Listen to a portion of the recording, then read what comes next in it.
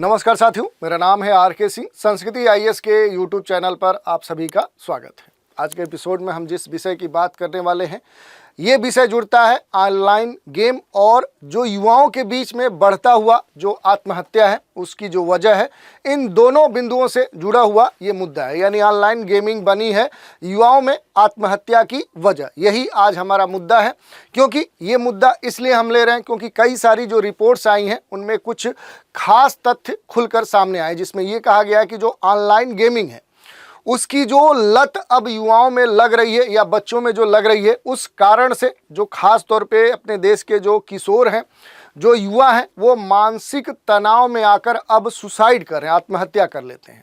तो इसी मुद्दे की हम चर्चा करेंगे, देखेंगे ऑनलाइन गेमिंग होता क्या है, इसके खतरे क्या होते हैं, इसकी अगर लत किसी को लग जाए तो उसके बाद आत्महत्या कैसे वो करता है, और इस पूरे मामले के संदर्भ में जो एनसीआरबी है उसका आखिर क्या कहना है। और ये भी एक आरोप लगाया जा रहा है कि एनसीआरबी के पास अलग अलग मुद्दों के संदर्भ में आंकड़े हैं, लेकिन इस गेमिंग से जुड़े हुए जो आत्महत्या के मामले हैं, इससे संबंधित जो आंकड़े हैं वो एनसीआरबी के पास नहीं है। तो इस तरह के जो आरोप हैं वो क्यों लग रहे हैं और क्या ये सच्चाई सही में है, तो इस पर भी हम बात करेंगे। और फिर देखेंगे कि अपने देश में ऑनलाइन गेमिंग के संदर्भ में सरकार का क्या रवैया है, इसके लिए क्या सरकार ने कोई नियम बनाए हैं या फिर इस पर सरकार की जो शक्ति है वो किस हद तक है, क्या सरकार इस पर कर सकती है। ये सारे बिंदु हैं जिन पर आज के एपिसोड में हम बात करने वाले हैं। चलिए देखते हैं ऑनलाइन गेमिंग बनी युवाओं में आत्महत्या की वजह, आखिर ऐसी बात क्यों कही जा रही है और ये मुद्दा क्यों चर्चा में। तो देखिए, बहुत सारे रिपोर्ट्स आ चुके हैं और इन रिपोर्ट्स में जो खुलकर बात सामने आ रही है उसमें यही बात आ रही है कि जो ऑनलाइन गेमिंग है, इसकी जो लत है, जो आदत है, इस कारण से अपने देश के जो किशोर हैं, जो युवा हैं, वो मानसिक तनाव से ग्रस्त हो रहे हैं। ग्रस्त ही नहीं हो रहे हैं बल्कि उस तनाव में आने के बाद ये सुसाइड भी कर रहे हैं, और ये मामला अब खास तौर पे चर्चा में आ चुका है। तो ये एक महत्वपूर्ण, इसको कहीं ना कहीं चर्चा में आने के पीछे कारण है। दूसरा जो आरोप लगाया जा रहा है कि ऑनलाइन गेमिंग से संबंधित जो आत्महत्या के मामले हैं, इस तरह के जो मामले अपने देश में तेजी से बढ़ रहे हैं। खास तौर पे देखें तो अपने देश में जो टीनेजर्स हैं, जिसे कहीं ना कहीं देखें तो इस गेमिंग से अच्छा खासा लगाव होता है, इसकी लत देखी जाती है इस आयु वर्ग के लोगों में। तो इनमें जो तनाव, अवसाद, कुंठा, इस तरह की जो भावनाएं इनसे ग्रसित होते हुए इन्हें देखा जा रहा है, जिसके बाद ये फिर क्या कर रहे हैं, सुसाइड कर रहे हैं। तो इस मामले में जो एनसीआरबी है इसके पास अभी तक कोई डेटा नहीं है। तो ये जो बात खुलकर आई है ये भी एक महत्वपूर्ण चर्चा का कारण बन चुकी है। तो इस कारण से ये मुद्दा है। इसमें अगर देखें कि आखिर ऑनलाइन गेमिंग कहने का तात्पर्य क्या है, तो देखिए, एक तरह से जैसे हम गेम खेलते हैं, अब तक बहुत सारे जो गेम्स हम खेलते थे वो फिजिकल तौर पे खेलते थे, लेकिन अब जब टेक्नोलॉजी का ज़माना आया, जब से टेक्नोलॉजी धीरे धीरे हम सभी के घरों में और हर क्षेत्र में इसने एंट्री ली, तो इसने गेमिंग क्षेत्र में भी ली, खेल के जो क्षेत्र थे उसमें भी इसने एंट्री ली। और यहाँ पर जो एक तरह से गेम का जो डिजिटल फॉर्मेट है वो देखने को मिला। और यही जो डिजिटल फॉर्मेट है, ये एक तरह से देखें तो डिजिटल तरीके से जो गेम खेले जाते हैं उसी का ये एक फॉर्मेट है, एक तरीका है। और इसमें जो प्लेयर होता है, जो खिलाड़ी होता है, वो इंटरनेट के माध्यम से अन्य खिलाड़ियों के साथ क्या करता है, कंप्यूटर के खिलाफ वो गेम खेलता है। जैसे मोबाइल, कंप्यूटर, गेमिंग कंसोल या अन्य जो डिवाइस है उन पर इस तरह के जो ऑनलाइन गेमिंग है वो खेली जाती है। तो ये महत्वपूर्ण बात थी। इसके अलावा देखिए कैसे बढ़ रही है ऑनलाइन गेमिंग की लत अपने देश भारत में। अब देखिए, जहां पहले कहा जाता था कि भारत में जो खेलों का प्रारूप है वो दुनिया के अन्य क्षेत्रों से काफ़ी अधिक है, और भारत में खास तौर पे जो फिजिकल गेम्स थे वो खेले जाते थे। जैसे आप देख सकते हैं कि मल्लयुद्ध है, कबड्डी है, हॉकी है, फुटबॉल है, इस तरह के जो खो खो है, बहुत सारे गेम होते थे जो भारत में काफ़ी प्रचलित थे। लेकिन जब से तकनीक, टेक्नोलॉजी या इस तरह के जो क्रांतियां हुई, उस कारण से देखें तो अब नई नई जो खेलों के क्षेत्र में जो प्रगति देखने को मिल रही है, उसमें आप देखेंगे तो एक प्रगति ही कह सकते हैं कि जो ऑनलाइन गेमिंग है ये काफ़ी तेज़ी से बढ़ा है। इसके पीछे जो कारण है वो मूल रूप से यही है कि पहले जहां बच्चों, युवाओं के लिए क्या होता था कि समय की पर्याप्त उपलब्धता होती थी, जगह प्लेस की उपलब्धता होती थी और कहीं ना कहीं पहले जो लोग होते थे वो स्वास्थ्य के प्रति जागरूक या इस तरह की जो भावनाओं होती थी, जो माहौल होता था उससे प्रेरित होते थे। तो वो क्या होते थे कि फील्ड में जाते थे, खेलते थे। आज का जो युवा है वो अपने बंद रूमों में इस तरह के जो गेम है वो खेलने की प्राथमिकता देता है, जिसके तहत अपने देश में ऑनलाइन गेमिंग की जो लत है वो काफ़ी तेज़ी से बढ़ रही है। तो थोड़ा सा देखते हैं। तो देखिए, इंटरनेट के जरिए ये गेम कभी भी और कहीं भी खेले जा सकते हैं। इस कारण से इनकी जो लत है वो तेज़ी से बढ़ रही है। कई गेम्स में असली पैसे लगाने की सुविधा होती है, जिससे कह सकते हैं कि कर्ज में जो खिलाड़ी है, जो यूथ किशोर है, वो डूब जाता है। तो पैसे के लालच भी इसमें एक महत्वपूर्ण कारण है। गेमिंग से मिलने वाली जो भी उपलब्धियां होती हैं, इनाम का जो एहसास है, वो कहीं ना कहीं जो माइंड है उसमें जो डोपामिन हार्मोन है उसको बढ़ाने का काम करता है और इससे लोग बार बार खेलने के लिए क्या हो जाते हैं, एक तरह से प्रेरित हो जाते हैं, मजबूर हो जाते हैं। और दोस्तों और ऑनलाइन जो कम्युनिटी है उसमें जो प्रो प्लेयर है वो बनने का जो दबाव है, ये कई युवाओं को गेमिंग की लत की ओर क्या करता है, धकेलता है। तो इस तरह की बातें यहाँ पर हमें देखने को मिलती है। ऑनलाइन गेमिंग के बहुत सारे खतरे भी हैं, ये महत्वपूर्ण रूप से हो जाता है, क्योंकि जो आज का डिजिटल युग है, इस डिजिटल युग में जो ऑनलाइन गेमिंग है, ये इसका जो चलन है वो काफ़ी तेज़ी से बढ़ रहा है। इसी कारण से इसके कई सारे गंभीर खतरे देखने को मिलते हैं। जैसे जो ऑनलाइन गेमिंग हमने बताया कि कई सारे जो प्लेयर हैं या जो भी इसमें संबंधित जो खिलाड़ी हैं, जैसे यूथ किशोर जो इससे जुड़ रहे हैं, ये काफ़ी लंबे समय तक क्या करते हैं कि किसी बंद रूम में या ऐसी जगह खेलते रहते हैं, जिस कारण से जो युवा हैं इससे जुड़े हुए, जो खेलने वाले ऑनलाइन गेमिंग के संबंधित जो व्यक्ति हैं, ये घंटों तक मोबाइल, कंप्यूटर या इस तरह की जो भी डिवाइस है उस पर ये गेम खेलते रहते हैं, जिससे कारण एक तरह से ये एक आभासी दुनिया में जी रहे होते हैं। वास्तविक जो कह सकते हैं कि इन्वायरमेंट है उससे इनका जो जुड़ाव है वो धीरे धीरे कम होने लगता है। यही नहीं, जो ऑनलाइन गेमिंग है इसकी जो लत है, इसकी जो आदत है, ये कई युवाओं के लिए काफ़ी घातक भी साबित हुई है और इसी कारण से कई सारे ऐसे गेम्स हैं जिन्हें दुनिया में एक तरह से बैन भी उन पर लगाया गया है और कई मामलों में ये जो लत होती है ये आत्महत्या का कारण भी बन जाती है। तो इस तरह की बातें देखने को मिलती है। क्या ऑनलाइन गेमिंग आत्महत्या की वजह बन रही है, ये एक महत्वपूर्ण प्रश्न है। तो देखिए, कई सारी जो रिपोर्ट्स हैं उनके सामने आने के बाद ये कहा जा रहा है कि जब माता पिता बच्चों को गेम खेलने से रोकते हैं या जब वे गेम में हार जाते हैं तो फिर क्या होते हैं, वो डिप्रेशन में चले जाते हैं। ऑनलाइन जो गेमिंग है उसमें अगर देखें, जब उनकी हार होती है उसके बाद कुछ जो युवा है वो निराश हो जाते हैं और वो यहाँ तक कि वो सुसाइड करने की भी सोचने लगते हैं या फिर सुसाइड कर भी लेते हैं। जो गेमिंग एडिक्शन है, इस एडिक्शन के कारण देखें तो जो मेंटल हेल्थ है उस पर काफ़ी बुरा असर पड़ रहा है और इससे खास तौर पे डिप्रेशन, एंजाइटी, सोशल जो आइसोलेशन है, ऐसी जो विभिन्न समस्याएं हैं वो तेज़ी से हमारे समाज में बढ़ रही है। मांग में मिलने वाली जो ये उपलब्धियां हैं कहीं ना कहीं इस तरह का एहसास कराती हैं कि वो खास हैं। तो इस तरह के जो एहसास है, खास तौर पे जो डोपामाइन हार्मोन की हमने बात की, तो ये मस्तिष्क से जुड़ा हुआ एक महत्वपूर्ण हार्मोन है और इस कारण से जो लोग होते हैं वो बार बार इस ऑनलाइन गेम को खेलने के लिए प्रेरित होते हैं। तो इस तरह की बातें कही गई हैं। दोस्तों और ऑनलाइन कम्युनिटी में जो प्रो प्लेयर बनने का एक तरह से देखें जो दबाव है वो भी इसके पीछे एक महत्वपूर्ण कारण है। इसके अलावा देखिए, इंटरनेट गेमिंग की जो लत है और जो आत्महत्या की सोच है, इसके बीच में आखिर क्या संबंध होता है। तो देखिए, जो इंटरनेट गेमिंग है इसकी जो आदत है, ये आत्महत्या की जो सोच है, इनके बीच में एक तरह से देखें तो अब संबंध देखने को मिल रहा है।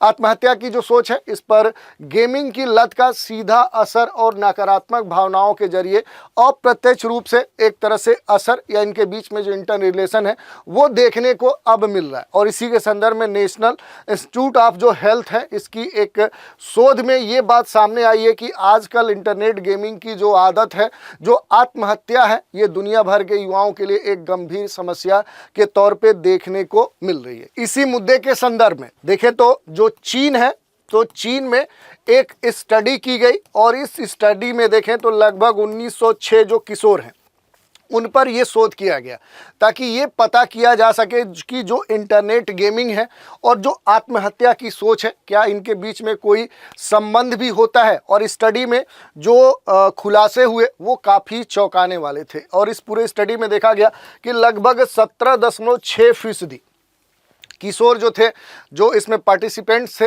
उन्होंने इंटरनेट गेमिंग की लत से वो पहले से पीड़ित थे और इस कारण से देखें तो लगभग 16.37% जो किशोर हैं उनके मन में आत्महत्या की जो कह सकते हैं कि जो थॉट है वो देखने को मिला। तो आप देख सकते हैं कि लगभग ये जो डेटा है ये कहीं ना कहीं इक्वल होते जा रहा है। जो लोग इसमें इंटरनेट गेमिंग से संबंधित थे और उनमें लगभग सभी के विचार जो थे कहीं ना कहीं सुसाइड से जुड़े हुए पाए गए। तो ये बड़ा ही चौंकाने वाला एक तरह से देखें तो शोध के आंकड़े थे। इंटरनेट जो गेमिंग है इसकी जो आदत है वो आत्महत्या से पक्का है कि जुड़ती है, क्योंकि इस तरह के जो शोध आ रहे हैं, जो रिपोर्ट्स आ रहे हैं वो तो यही दर्शाते हैं। और गेमिंग की जो आदत है ये नकारात्मक जो भावनाएं हैं उनको काफ़ी तेज़ी से बढ़ाती है और ये जो भावनाएं होती हैं इन भावनाओं के कारण जो भी संबंधित व्यक्ति होता है वो कुंठा, अवसाद या सोशल जो आइसोलेशन है इस स्थिति में पहुंचता है और ये कहीं ना कहीं जो स्थिति होती है वो इन्हें आत्महत्या के लिए प्रेरित करती है। जिन किशोरों में ये उम्मीद कम थी उनमें नकारात्मक भावनाओं का जो स्तर था वो भी कम देखने को मिला और इस कारण से ये देखा गया कि उनमें आत्महत्या की जो प्रेरणा है वो भी कम थी। तो इस तरह से ये देखने को मिली कि जो बच्चे गेमिंग जो ऑनलाइन है वो कम खेलते हैं उनमें इस तरह की जो भावनाएं हैं वो कम है और जो अधिक समय तक ऑनलाइन गेमिंग पर अपना समय व्यतीत करते हैं उनके बीच में विभिन्न जो अवस्थाएं, जैसे हमने बताया कि कुंठा, अवसाद, डिप्रेशन, सोशल एंजाइटी या सोशल आइसोलेशन जैसी जो भावनाएं हैं, जो स्थिति है वो देखने को मिली है। जिन किशोरों में ये ज़्यादा है उनमें ही नकारात्मक भावनाएं अधिक देखने को मिली है और उनके संदर्भ में देखें तो आत्महत्या के मामले भी अधिक देखने को मिले हैं। तो ये मामला हमने देखा। इसके अलावा देखिए जो एक महत्वपूर्ण प्रश्न उठाया जा रहा है कि यहाँ पर जो नेशनल क्राइम रिसर्च ब्यूरो है, NCRB है, ये कहा जा रहा है कि ये अलग अलग जो क्राइम हैं उनके संदर्भ में बहुत सारे जो आंकड़े हैं वो इसके पास होते हैं, लेकिन अभी तक NCRB के पास क्या है कि जो ऑनलाइन गेमिंग है और इसके संदर्भ में जो लगातार सुसाइड की घटनाएं देखने को मिल रही हैं, इस मुद्दे पर NCRB के पास अभी कोई खास डाटा नहीं है या न के बराबर डाटा है। तो देखिए जो NCRB है एक ऐसी संस्था है जो ये बताती है कि हमारे देश में कितने और किस तरह के जो क्राइम्स हैं वो हो रहे हैं, इनकी क्या स्थिति है। और ये जो संस्था है ये क्राइम इन इंडिया नाम की एक रिपोर्ट भी छापती है, प्रदर्शित करती है।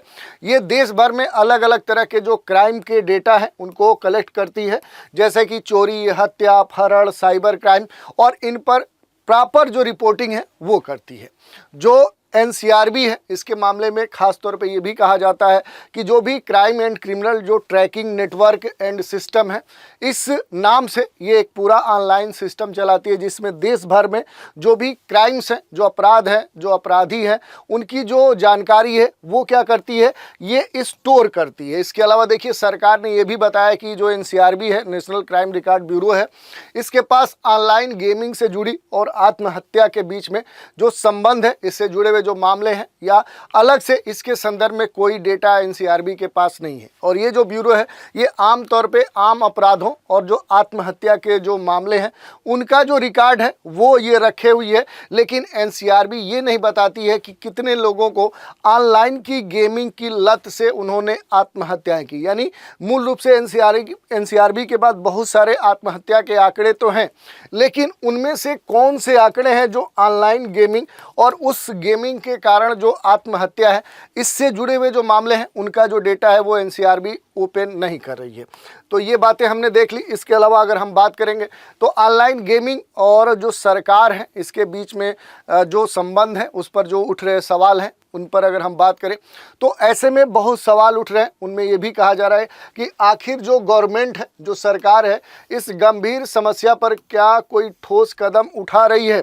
अगर उठा नहीं रही है तो क्यों नहीं उठा रही है, ये एक महत्वपूर्ण प्रश्न है। और संसद में भी सरकार से ये प्रश्न पूछा गया है कि क्या केंद्र सरकार ने ये पता लगाने के लिए कोई जांच पड़ताल की है कि ऑनलाइन जो गेमिंग है इसकी जो आदत है, इस आदत से युवाओं की आत्महत्या पर क्या असर पड़ रहा है। क्योंकि पिछले 3 सालों में ऑनलाइन गेमिंग की वजह से कितने युवाओं ने सुसाइड किए हैं और सरकार ने इस समस्या के समाधान के लिए आखिर क्या कोई कदम उठाए हैं। तो ये एक महत्वपूर्ण मुद्दा है। और इस पूरे मुद्दे में देखें तो सरकार ने इंफॉर्मेशन टेक्नोलॉजी जो IT जो रूल्स है 2021, ये जो 2021 में ये आईटी कह सकते हैं कंडक्ट था, इंटरमीडिएरी जो गाइडलाइन एंड डिजिटल जो मीडिया इथिक्स कोड है उसमें बहुत सारे बदलाव किए।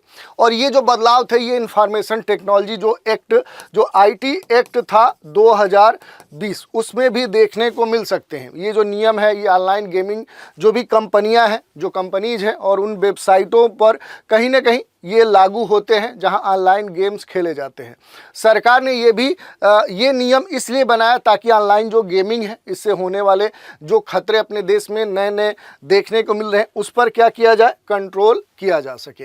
क्या है ये नियम, ये आपके लिए महत्वपूर्ण हो सकता है क्योंकि कोई भी जो ऑनलाइन गेमिंग है या जो गेमिंग कंपनी है, जो वेबसाइट है, ऐसी कोई भी जानकारी नहीं दिखा सकती है जो कानून के क्या है उसके विरुद्ध है, खिलाफ है। ऑनलाइन गेमिंग जो कंपनियां हैं इनको भी ये भी दिखाना होता है कि उनके जो मंच है, प्लेटफॉर्म है, उन पर कोई गलत काम नहीं हो रहा है। अगर कोई इसके संदर्भ में शिकायत आती है, कंप्लेन आती है, तो वो तुरंत उस पर कार्रवाई करते हैं और उन्हें करनी भी पड़ती है।